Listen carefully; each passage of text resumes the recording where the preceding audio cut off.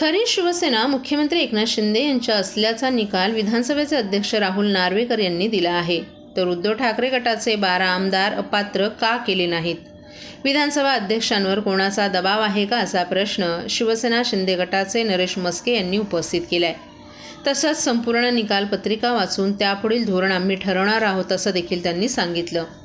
शिवसेना आमदारांच्या अपात्रता याचिका आणि विधिमंडळातील शिवसेना पक्षाबाबतचा निकाल विधानसभेचे अध्यक्ष ॲडव्होकेट राहुल नार्वेकर यांनी दिला. या निर्णयात सर्वच आमदारांना अपात्र ठरवले. तसंच मुख्यमंत्री एकनाथ शिंदे यांचं विधिमंडळ पक्ष असल्याचाही निकाल देण्यात आला. बुधवारी सकाळपासूनच शिंदे गटाचे कार्यकर्ते आणि पदाधिकारी निकालाच्या प्रतीक्षेत होते. पक्षाबाबत निकाल लागताच आनंद आश्रमात शिंदे गटानं जल्लोष केला. तसंच एकमेकांना पेढे भरवले. यावेळी महिला कार्यकर्त्या मोठ्या संख्येनं उपस्थित होत्या. आनंद आश्रमाबाहेरही रोषणाई करण्यात आली होती. परंतु सर्वच आमदारांना पात्र केल्यानंतर शिंदे गटाचे प्रवक्ते नरेश मस्के यांनी प्रश्न उपस्थित केलेत. खरी शिवसेना मुख्यमंत्री एकनाथ शिंदे यांची असल्याचा निकाल विधानसभेचे अध्यक्ष राहुल नार्वेकर यांनी दिलाय, तर उद्धव ठाकरे गटाचे 12 आमदार अपात्र का केले नाहीत? विधानसभा अध्यक्षांवर कोणाचा दबाव आहे का, असा प्रश्न नरेश मस्के यांनी उपस्थित केलाय. तसंच संपूर्ण निकाल पत्रिका वाचून त्यापुढील धोरण आम्ही ठरवणार असल्याचं देखील मस्के यांनी सांगितलं.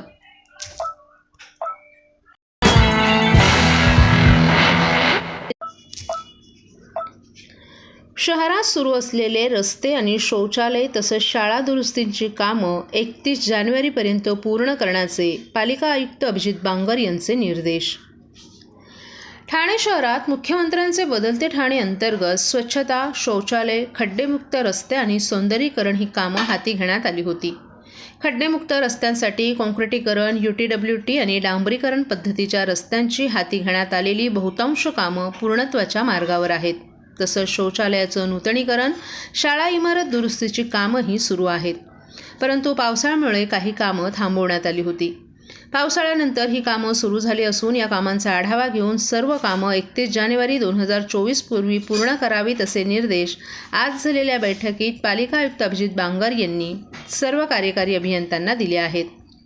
महापालिका कार्यक्षेत्रात सुरू असलेल्या विविध कामांचा प्रभाग समितीने आढावा आज झालेल्या बैठकीत घेण्यात आला. सद्यस्थितीत सुरू असलेली सर्व कामं अंमलबजावणीच्या अंतिम टप्प्यात आहेत.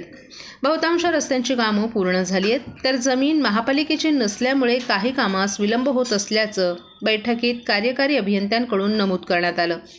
मात्र पावसाळ्यानंतर कामं विलंबानं तसंच टप्प्याटप्प्यानं सुरू केल्याबाबत आयुक्तांनी संबंधित कार्यकारी अभियंत्यांना याचा जाब विचारत याबाबत आवश्यक तो पत्रव्यवहार आणि पाठपुरावा करून ही कामं युद्धपातळीवर पूर्ण होतील या दृष्टीनं सर्वांनी सजग राहून काम करण्याचा इशारा दिला. तसंच रस्त्यांशी संलग्न असलेली कामं, उदाहरणार्थ cables, gas pipeline, drainage line, महावितरणची केबल्स आदी कामं तातडीनं पूर्ण होतील यासाठी देखील संबंधित प्राधिकरणांशी पत्रव्यवहार करून कार्यवाही करावी, असंही आयुक्तांनी स्पष्ट केले. काही रस्त्यांची कामं अत्यंत समाधानकारक झाली असून तशाच प्रकारची कामं सर्वांकडून अपेक्षित असल्याचं पालिका आयुक्तांनी नमूद केलं. महापालिका कार्यक्षेत्रात सर्वच प्रभाग समिती अंतर्गत विविध ठिकाणी शौचालयांच्या दुरुस्ती आणि नूतनीकरणाची कामंही सुरू आहेत. या कामांचा दर्जा देखील उच्च प्रतीचा असेल या दृष्टीनं सर्वांनी कटाक्ष ठेवावा. हाजुरी या ठिकाणचं सार्वजनिक शौचालयाच्या आजूबाजूचा परिसर हा सुशोभित करून अत्यंत चांगल्या प्रकारचं काम झालं असल्याचं आयुक्तांनी बैठकीत नमूद करत याच धर्तीवर सर्व शौचालयांची कामं विहित मुदतीत होतील या दृष्टीनं पूर्ण करावीत. सद्यस्थितीत शौचालयाची कामं 70 ते 75% पूर्ण झाली असली तर येत्या 15 दिवसात ती पूर्ण करण्याची जबाबदारी संबंधित कार्यकारी अभियंत्यांनी पूर्ण करावीत, असंही बांगर यांनी नमूद केलं.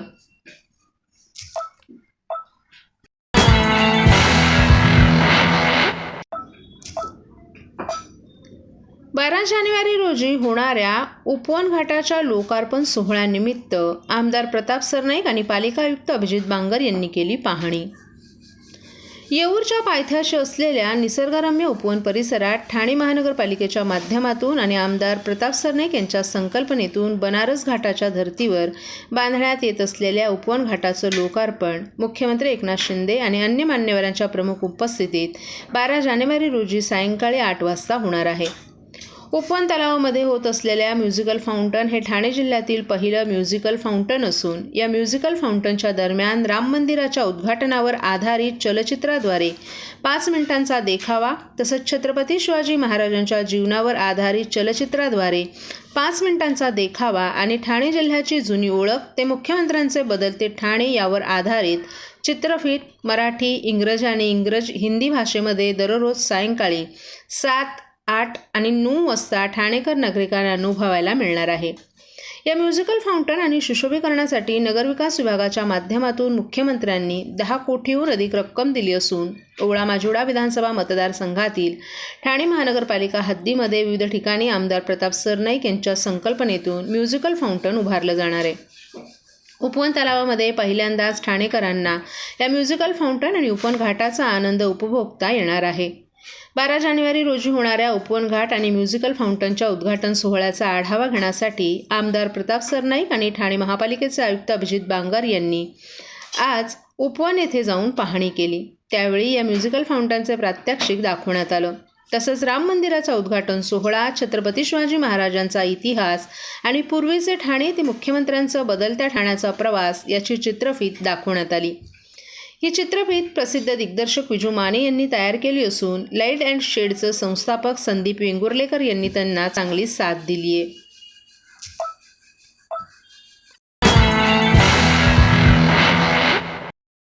ठाणेकर मालमत्ता करदात्यांसाठी करातील व्याज माफी अभय योजना 31 डिसेंबर 2023 पर्यंत मालमत्ता करावरील 100% व्याज माफ. तसेच 1 जानेवारी ते 15 जानेवारी 2024 या कालावधीमध्ये मालमत्ता करावरील 75% व्याज माफ. त्याचप्रमाणे 16 जानेवारी ते 31 जानेवारी 2024 या कालावधीमध्ये मालमत्ता करावरील 50% व्याज माफ. तरी सदर व्याज माफीच्या अभय योजनेचा ठाणेकर करदात्यांनी लाभ घ्यावा. महानगरपालिकेच्या कोणत्याही संकलन केंद्रावर कर भरण्याची सोय आहे. ATM, डेबिट, क्रेडिट कार्डद्वारे कर भरण्याची सुविधा उपलब्ध करून देण्यात आली आहे.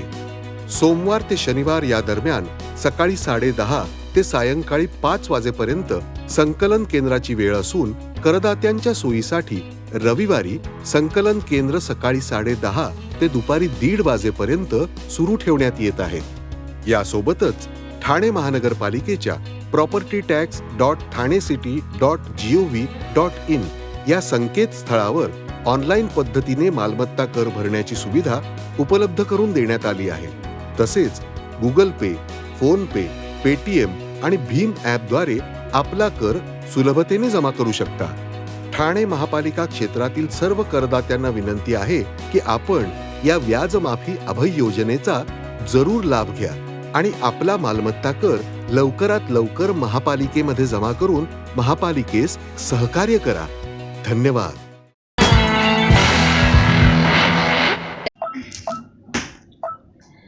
प्रभू श्रीराम मांसाहारी होते या वादग्रस्त विधानाच्या तक्रारीवरून आमदार जितेंद्र आव्हाड यांच्यावर वर्तकनगर पोलीस ठाण्याअंतर्गत गुन्हा दाखल. शिर्डी येथे राष्ट्रवादी शरद पवार गटाचं विशेष अधिवेशन पार पडलं. त्यावेळी आमदार जितेंद्र आव्हाड यांनी प्रभू श्रीराम हे मांसाहारी होते असं वादग्रस्त विधान केले. आमदार आव्हाडांनी हिंदू बांधव समाजाच्या धार्मिक भावना दुखावण्याच्या उद्देशानं हे वादग्रस्त विधान केल्याची तक्रार भाजप प्रदेश उद्योग आघाडीच्या महिला अध्यक्षा सेजल कदम यांनी केली होती. या तक्रारीवरून आव्हाड यांच्यावर वर्तकनगर पोलीस ठाण्यात अंतर्गत कलम 295 अंतर्गत गुन्हा दाखल करण्यात आला आहे. त्यामुळे आव्हाड यांच्या अडचणीत भर पडण्याची शक्यता निर्माण झाली आहे. यापूर्वी आव्हाड यांच्यावर वर्तकनगर पोलीस ठाण्यात गुन्हे दाखल झाले आहेत. राष्ट्रवादीच्या विशेष अधिवेशनात आव्हाड यांनी प्रभू श्रीराम शाकाहारी नव्हते तर ते मांसाहारी होते असं वादग्रस्त विधान केलं. त्यानंतर आव्हाड यांच्या विरोधात तीव्र नाराजी उमटण्यास सुरुवात झाली. यामध्ये राजकीय संघटनाच नाही तर धार्मिक संघटनांनीही या वादग्रस्त विधानाबाबत आव्हाड यांच्यावर गुन्हे दाखल करण्याची मागणी केली. यासाठी पोलीस ठाण्यात संघटनांनी धावही घेतली होती.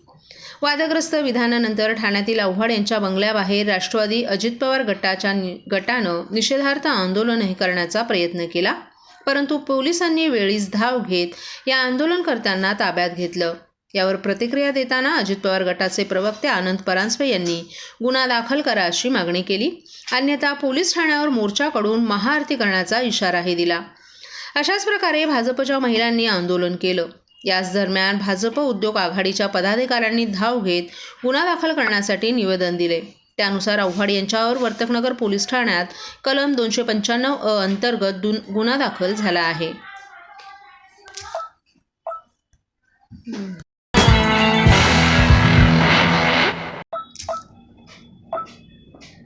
आज दिवसाढवळ्या लोकशाहीची हत्या झाली अशा आशयाचे बॅनर शहरातील मुख्य चौकात झळकल्यानं शहरात विविध चर्चांना उधाण. आज दिवसाढवळ्या लोकशाहीची हत्या झाली आणि लोकांनी ती उघड्या डोळ्यांनी बघितली अशा आशयाचे बॅनर ठाण्यात झळकू लागलेत. महाविकास आघाडीनं हे बॅनर बसवले असून अब न्याय जनता करेगी असा उल्लेखही करण्यात आलाय. मुख्यमंत्री एकनाथ शिंदे यांच्या नेतृत्वाखालील पक्ष हीच खरी शिवसेना असल्याचा निवाडा विधानसभेचे अध्यक्ष ॲडव्होकेट राहुल नार्वेकर यांनी बुधवारी दिलाय. या निर्णयाचं शिवसेना शिंदे गटानं स्वागत केलं. टेंभी नाका येथील आनंद आश्रमात त्यांच्या कार्यकर्त्यांनी एकमेकांना पेढे भरवले. तर ठाकरे गटानं या निर्णयाचा निषेध व्यक्त केलाय. त्यानंतर आता मुख्यमंत्री एकनाथ शिंदे यांची राजकीय ताकद असलेल्या ठाण्यात महाविकास आघाडीनं बॅनर उभारलेत. शहरातील मुख्य चौकात हे बॅनर झळकत आहेत. आज दिवसाढवळ्या लोकशाहीची हत्या झाली आणि लोकांनी ती उघड्या डोळ्यांनी बघितली. अब न्याय जनता करेगी असा उल्लेख या बॅनरवर करण्यात आलाय. हे बॅनर ठाणेकरांचं लक्ष वेधून घेत आहेत. या बॅनरवरून ठाण्यात राजकीय वातावरण तापण्याची शक्यता निर्माण झाली आहे.